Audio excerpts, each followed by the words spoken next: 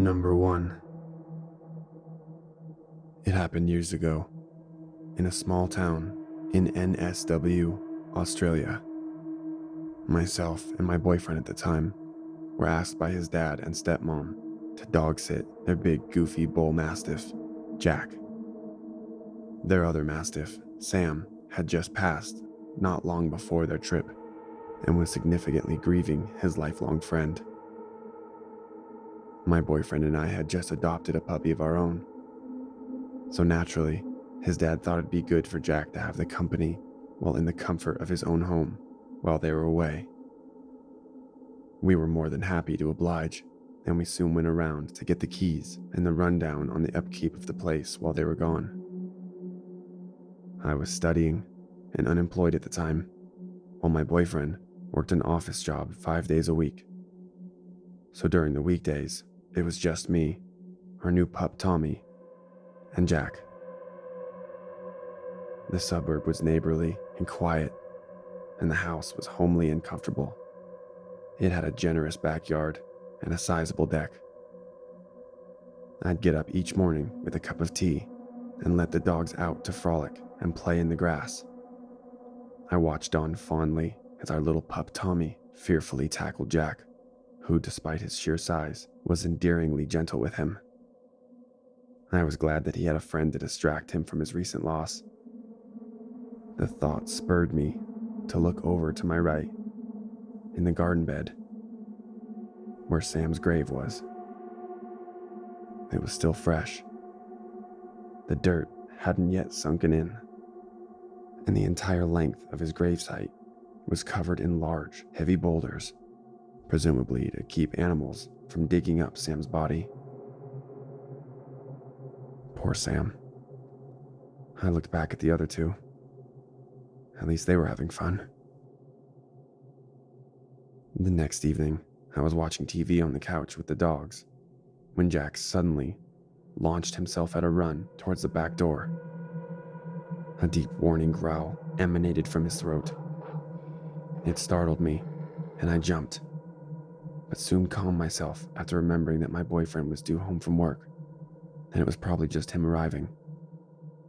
Although, it struck me as odd, considering that he'd never come through the back door before. I got up off the couch and followed after Jack, who was standing with his nose pressed up against the glass sliding door with his hackles up. That deep, menacing growl still rumbling through his tense, rigid body. I looked out into the darkness of the yard, trying to see what he was saying, but to no avail. Jack was uncharacteristically unsettled, and I was admittedly spooked. At this point, I made sure the doors were locked and texted my boyfriend to ask him to hurry home. There was no way I was going out there alone to find out what had Jack so worried. I tried to comfort him and coax him away from the door, but he wouldn't budge. He just stared out into the darkness, growling.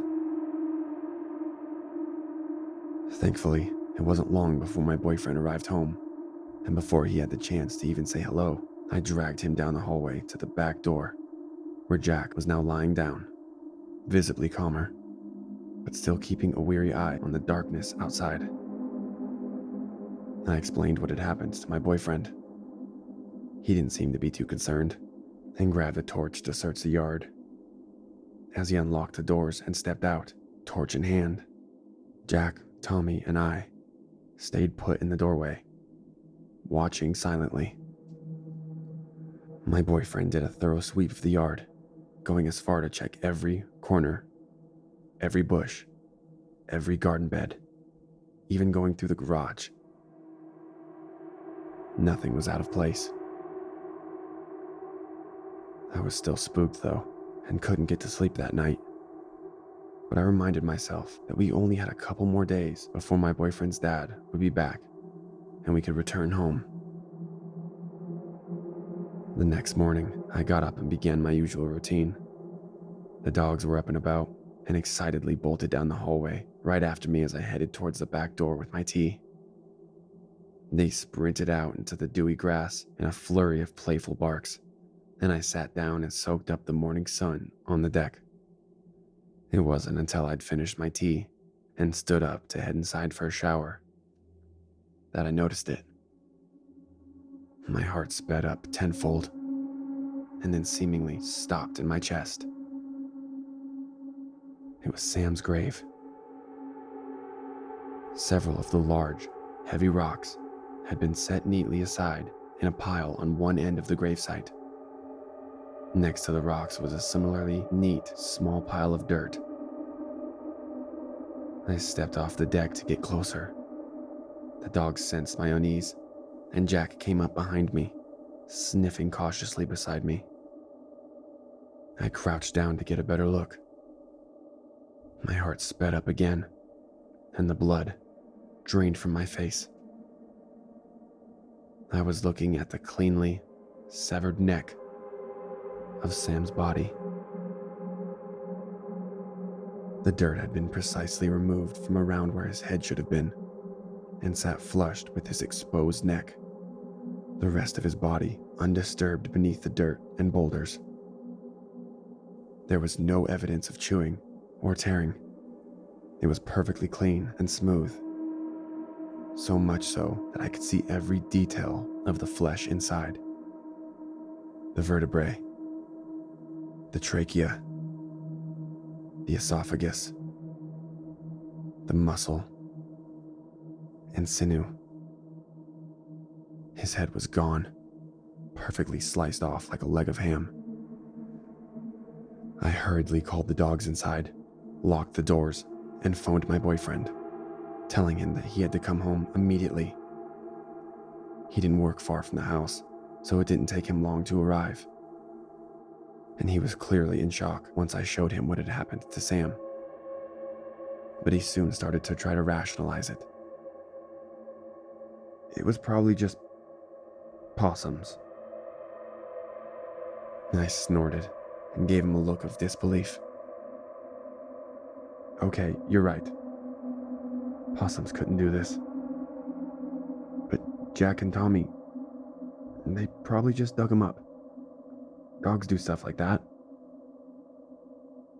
I pointed out the glaringly obvious.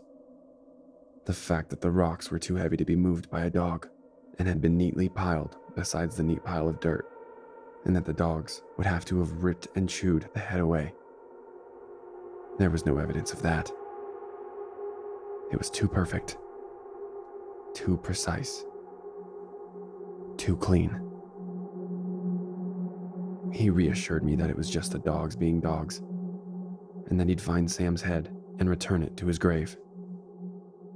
He spent the next hour searching the yard. He even crawled underneath the house to see if the dogs had dragged it under there. It was nowhere to be found.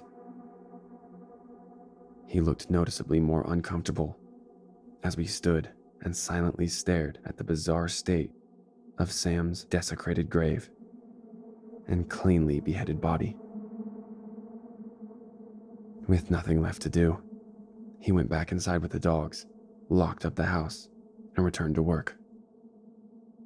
The rest of the day felt as if it went on forever. I was alone and on edge, and kept expecting to hear Jack's menacing growl at the back door again. But I didn't. The next day, my boyfriend again searched the yard, high and low, looking for any signs of moved soil elsewhere to indicate that Sam's head had been reburied by the dogs. He checked the garage again and swept the entire space under the house. Once again, coming up with nothing. Dad's gonna be home tonight. What are we gonna do? We have to tell him. You have to call him and tell him, I said. I couldn't hear his dad's reaction to the phone, but from my end, the conversation was awkward and uneasy. It all just didn't make sense. Once my boyfriend's dad arrived home that evening, they both searched the yard again, and continued searching until it was dark enough to bring out the torches. But of course, they found nothing. I felt terrible for his dad. He was noticeably upset to find his beloved, deceased dog's head missing, as you would be. But there was nothing more we could do. We'd looked everywhere. I was sad for him, but I was glad to be home and in my own bed that night. A few days later, my boyfriend got a call from his dad. Apparently, Sam's head had shown up in the front garden, completely unscathed. He buried it with the body again, and as far as we know, that was the end of the weirdness surrounding Sam's grave. Number 2. One of the first incidents that happened in my house was when I was about 7 years old. It happened on a night that we both had company from church over at the house. Altogether, there were about 15 people, including the kids. My brother John was 8, and my sister Michelle and her friend Melissa were 12. There was also another older boy named William there. I think he was about 13. We used to like to play haunted house upstairs. We would have a guide that would lead one person that was on the haunted house tour through the upstairs of the house. We would make up stories about each room surrounding a terrible incident that happened in one particular room or the other. And in case you were wondering, yes, this was definitely the last time we ever played that game. I was hiding in my sister's room, in the closet, waiting to pop out on the unsuspecting tour goers. I waited and waited for them to come in. After about 10 minutes, no one had come around, and I was beginning to get a little creeped out. It's hard to explain, but I just felt as if someone was sitting in that closet, right next to me. You have that feeling, like when you're standing in a crowded place and someone is standing right next to you, and you move away because they're brushing up against your arm. I knew something was there, so I just got up and walked out of my sister's room to try to find everybody. As it turns out, they all had quit as well, and had just failed to inform me.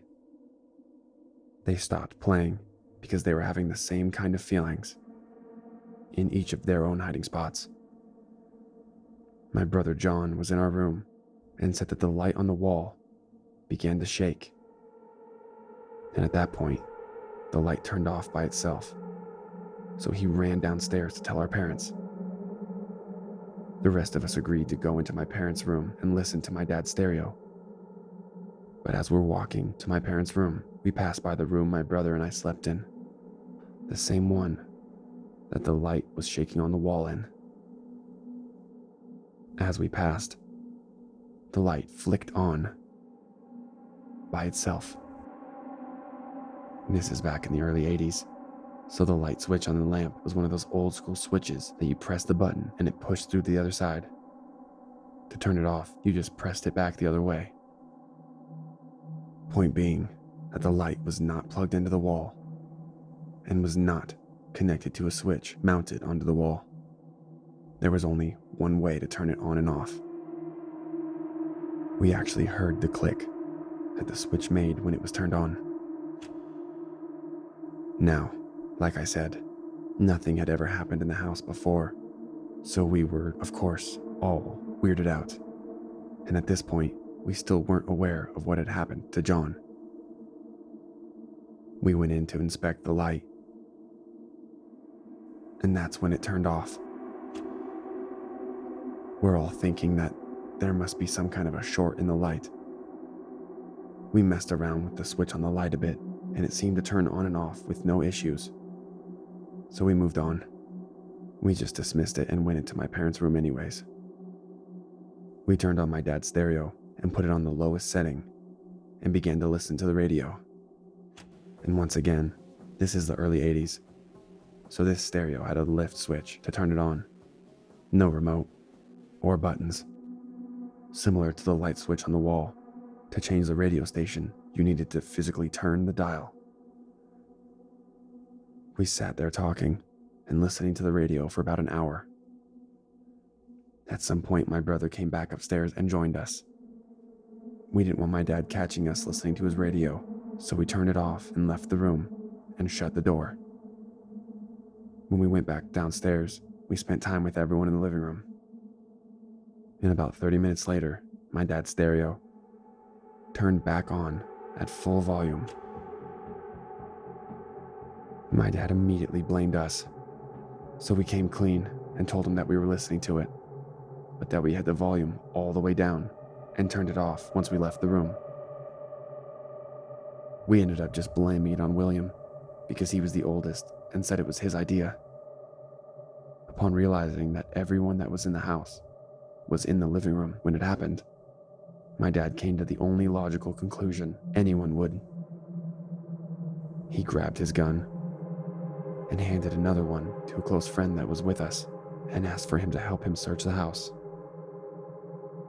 As they were searching the second floor of the house, stomping was heard in the attic.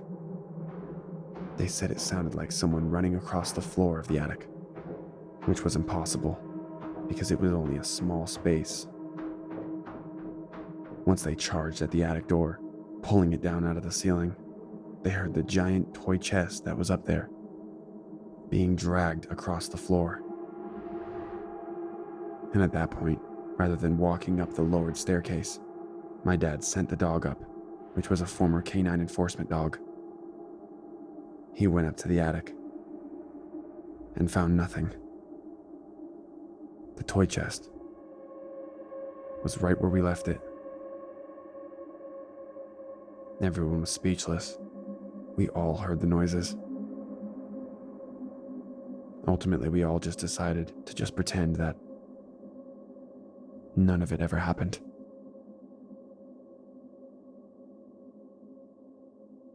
Number 3.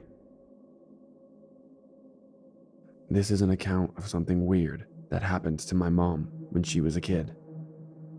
The first thing that you should know is that my mom is Korean, and back in her generation, a lot of the houses were still made of brick and cheap materials. My mom's house as a child had been a common one at the time. Wide-spaced, 2 rooms, 1 for living, 1 living room, kitchen, and a bedroom where all of the family slept on the floor. There was 1 toilet outside the house, and the entire place surrounded by a wall made of stones stacked high onto each other. My mom's family was relatively poor back then, as was nearly everyone else at the time. So nearly everything that my mom, her younger sisters, and younger brothers owned were secondhand or made out of scraps by my grandmother. One day, their mother made a doll out of the old national flag that they owned. A little rag doll with a smile stitched into its face. My mom hated it on sight. It was ugly, and the buttons for eyes and the wide grin on his face were creepy. A few days passed by without anything happening, but my mother always felt like she was being watched during those days. She shrugged it off, thinking that she was being silly, but she never stayed in the same room as the doll, not without someone else in the room with them. And that's when her nightmares began. In her dreams, she would see the doll moving all by itself. A giggle would escape it as it wandered around. It would leave the living room where it had been left and open the door to their sleeping space. And there, it would just stare at the sleeping bodies of her family and herself. Every morning, my mom would wake up with chills down her spine. But again, she ignored the ominous feeling that would creep up with each night. Always seeing the same dream of the doll, moving and giggling. Her parents were the no-nonsense sort, so she thought that they would have little patience for the seemingly overactive imagination of a little girl. But then one night, the dream changed. The doll was no longer wandering around the house. Instead, it went outside, dragging a hammer with it, as it clumsily stepped towards the wall surrounding the house. It then started hitting the stone wall with the hammer. Crack after crack, the grinning doll continued to hit the wall. And then my mom woke up. The dream scared her awake. The previous dreams had been creepy, but bearable. But now the doll was actually breaking something. She had a sinking feeling that the doll was not as harmless and innocent as it looked. She couldn't stand it anymore, and so she told her siblings and their mother about her dreams. Luckily, my grandmother is surprisingly superstitious for someone who seems to take things very seriously. In Korea, dreams, as well as other spiritual aspects of our lives, are taken quite seriously. Even today, Korean shamans are somewhat feared and respected. So later that night, the family left the doll locked in the bedroom so that it couldn't get to the wall. While the family camped out in the living room with the candles left on, they fell asleep. Then they woke up hearing a loud crash from the room next to them. It was early in the morning. It was still dark out. My grandmother quickly unlocked the bedroom door, only to see the room in shambles. The bedroom wall had caved in.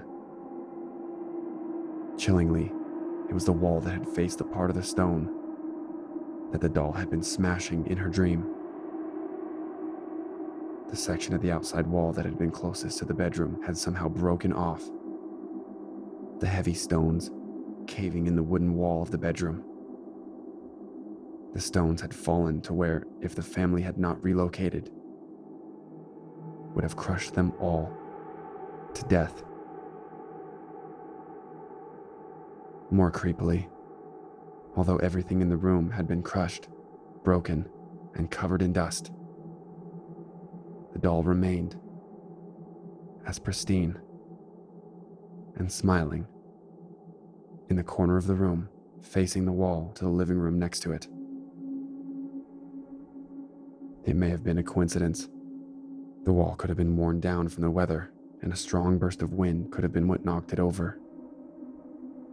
But none of that would explain why she had been plagued by the doll in her dreams. Why the wall would suddenly fall over the night after she dreamed of the doll hitting it. Nor did it explain how the doll managed to get to the corner opposite to where they had stationed it before locking the room. That day, my grandmother tossed the doll into the fire.